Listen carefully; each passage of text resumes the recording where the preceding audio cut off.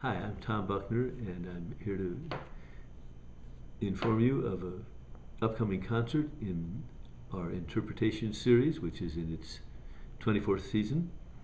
I will have as my guests the wonderful ensemble L'Art, who are celebrating the 30th anniversary of their ensemble.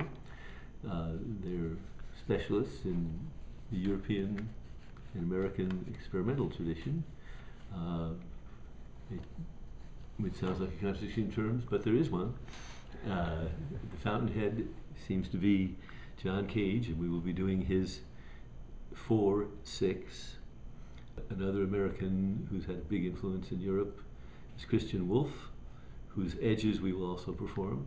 And then we'll do two pieces by Matthias Kaul, one of the original founders of L'Art, one to a text of Henri Michaud. I'm interested in the influence that Cage and his circle, Wolff and Feldman and Brown, have had on what is a European tradition of experimental music, much less known than the more traditional contemporary music that we usually associate with Europe. So I think it'll be a very special evening of sound and perhaps also informative. And last year was the 100th birthday of Mr. Cage. At the time that he was writing these number of pieces, I was performing his music with a number of different ensembles here in town. And I met Mr. Cage at a party that my friend and colleague Bob Ashley was having. And he was very complimentary and nice about the way I was doing music for. And I told him how excited I was by this piece and what a wonderful idea it was of way of making music. And he smiled and he said, at my age, I thought I was too old to have any more new ideas, but I had a new idea. It's just so remarkable how it uses all his ideas of chance operations and sound in a way that makes a piece that seems to always work. The piece is so beautiful. He was such an influence in Fountainhead for all of the experimental music tradition in America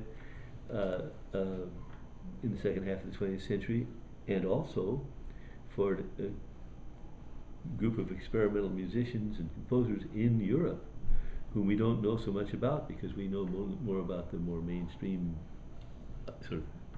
classical style composers in Europe who get more publicity. And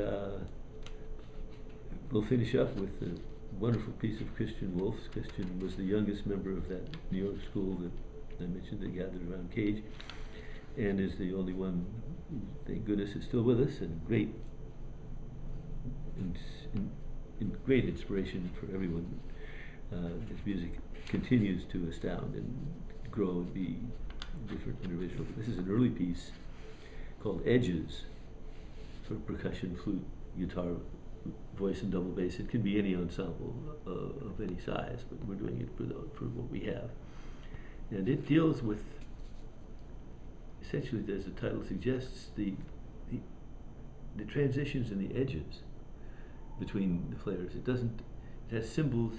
It doesn't control your pitches, or it controls the way you interact with one another. And doesn't even control that. It suggests and guides the way you interact with one another. So it's a great example. Christian has always been very strong ideas about politics and the way people get along and stuff. And this piece is a model in a way of how things might be. I've been blessed to have worked a lot with Wolff, and he was kind enough to write a piece for me that I commissioned from him. Plus, we both went to the last 10, 12 years, we both attended the Astrid Music Days, where he's a teaching composer and where a lot of orchestra music is performed. L'Art also had told me that they had invited Christian to come to their performance space that I mentioned in the countryside outside of Hamburg, and they performed a lot of his music and toured it. And so he's had a big influence on the work of both that ensemble and me. Many years ago, I was approached by Alvin Lucier to program a concert of his percussion music by the German percussionist Matthias Kaul. And when I found out that Matthias was also a composer, I said, I'll do it, but he has to include some of his own music as well. He's coming all the way over from Europe. And so Matthias did a performance, and I was blown away. He had just made a recording for Vergo of Alvin Lucier's complete percussion music at that time. And that was beautifully performed, but also his own piece really knocked me out. And so I suggested to him that it'd be nice if we could do something together. I went and we did the first piece he wrote for me, which I've performed many, many times, called Silence Is My Voice, with a text by Henri Michaud, who is Matthias's favorite writer. He's a Belgian surrealist. I didn't know that. I was not familiar with Michaud, but I am now. Silence Is My Voice was using Henri Michaud's text. And in that one, Matthias came up with the most original idea. I performed with a small speaker in my mouth. And I would begin by singing a long note, and then my own voice would come out of my mouth speaking part of the Michaud text. And then at points he would play metal percussion sounds through the speaker into my mouth. And I was processing with the shape of my mouth the sounds that came out of the speaker, which I liked because it was turning the tables on all the composers who want to process your voice. I was processing the sounds that were coming in. That was an incredible delight and a very successful piece that we did at a lot of places and had fun with. Thinking about air, a song? Question mark. And it's for the core members of L'Art, which is Matthias Kaul percussion, Astrid Schmelling flute, and Michael Schröder guitar, augmented by the bassist that they use whenever they need a bassist, the wonderful John Eckhart. The piece opens and there's a percussion stand that's leaning, so as to give it an interesting angle to look at, with large computer discs from the old days of RAM, big ones, that turn out to sound really good when you hit them with a mallet. And then I can perform with them by either voiced or unvoiced, changing the shapes of the mouth in close proximity to them to make specific overtones. The rest of the instrumentalists in the piece have equally inventive ways of making sounds on their instruments, and it's a piece that really is in its own unique sound world. Very, very special. But these two scientists, these young children, this is a story that Matthias heard from a friend who overheard the children saying,